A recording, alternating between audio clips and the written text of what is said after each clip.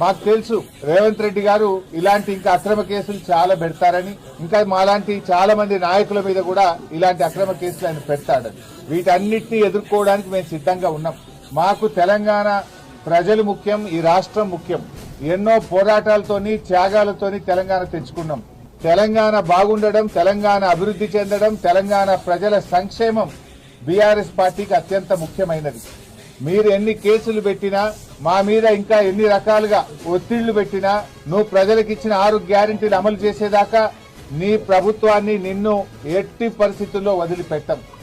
రేవంత్ రెడ్డి అనుకుంటున్నాడు black mail రాజకీయాలతోనో, అక్రమ కేసులతోనో, అరెస్టులతోనో తన ప్రభుత్వం యొక్క తప్పిదాలను కప్పిపుచ్చుకుంటానో, మమ్మల్ని మానసికంగా బలహీనపరుస్తానని అనుకుంటా ఉన్నాడు. కానీ మేము మరింత బలంగా పోరాటం తప్ప ఎట్టి పరిస్థితుల్లో నీ అక్రమాలను గాని, నీ 6 గ్యారెంటీల అమలుపై నిన్ను ప్రశ్నించడాన్ని వదిలిపెట్టే ప్రశ్నే ఉత్పన్నం కాదు.